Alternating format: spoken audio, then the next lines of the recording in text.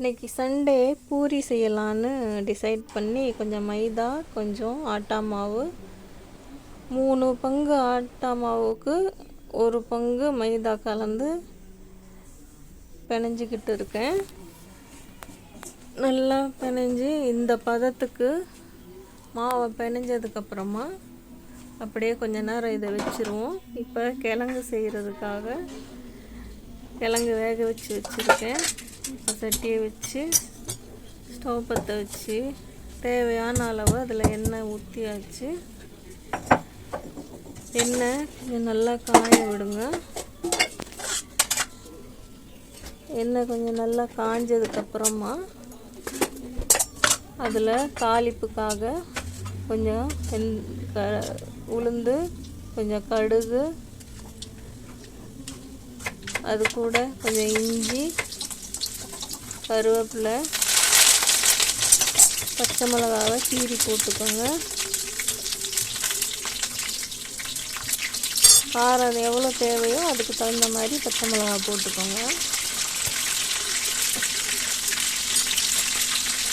போட்டதுக்கப்புறமா வெங்காயம், தேவையான அளவு வெங்காயம் போட்டு நல்லா தாளிச்சுக்கோங்க.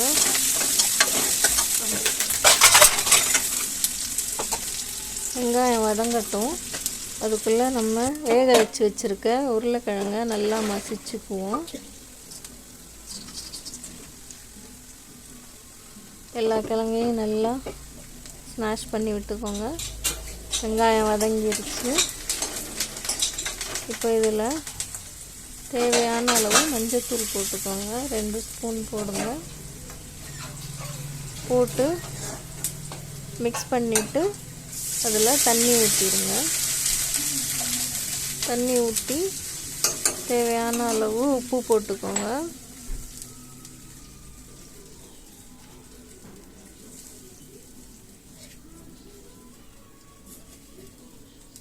உப்பு போட்டு கொஞ்ச நேரம் அப்படியே கொதிக்கட்டும். நல்லா கொதித்து வரையில் நம்ம ஸ்மாஷ் பண்ணி வச்சுருக்க உருளைக்கிழங்க அதில் மிக்ஸ் பண்ணிடலாம். எல்லா கிழங்கையும் நல்லா அதில் சேர்த்து நல்லா கிளறி விடுங்க. கிளறி விட்டு நல்லா கொதிக்க விடுங்க.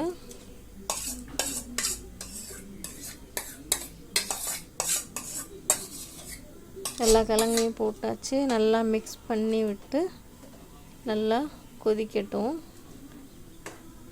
உள்ள எல்லாத்தையும் உடைச்சி விடுங்க. அப்போ தான் நல்லா மிக்ஸ் ஆகும்.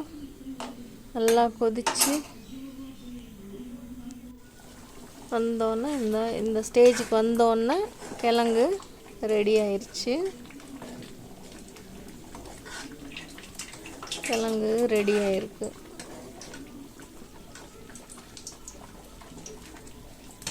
இனி பூரி செய்ய போகலாமா? பூரிக்கு ஒரு சின்ன சைஸு உருட்டி வச்ச மாவு எடுத்து நல்லா இந்த மாதிரி தேய்ச்சிக்கோங்க.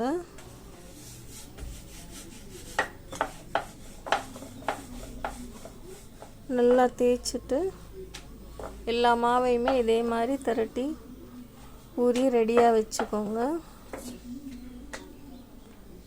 இந்த அளவுக்கு திரட்டிக்கோங்க.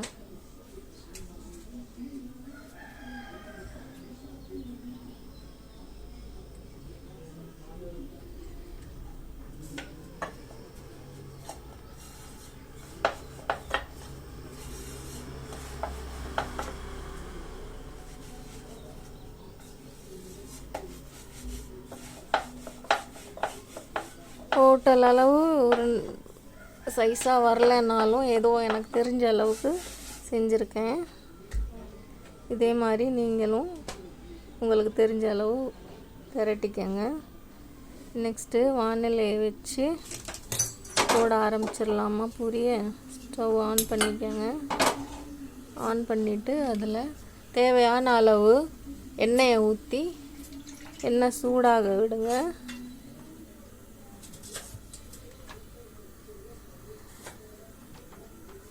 எல்லா எண்ணெயும் ஊற்றிட்டேன்னா 1 லிட்டர் எண்ணெய்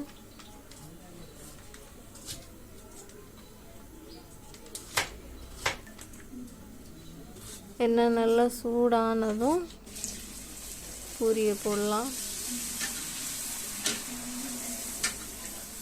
ஹோட்டல் மாதிரி இந்த மாதிரி எண்ணெயை மேலே தெளித்து விட்டு வர்றது ஒரு மெத்தடு. நல்லா பொங்கி வருது பாருங்கள்.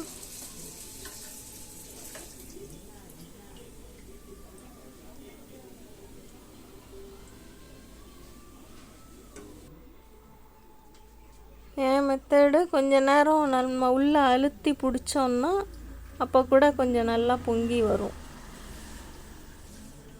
இந்த வந்திருக்கு பாருங்கள், இந்த மாதிரி.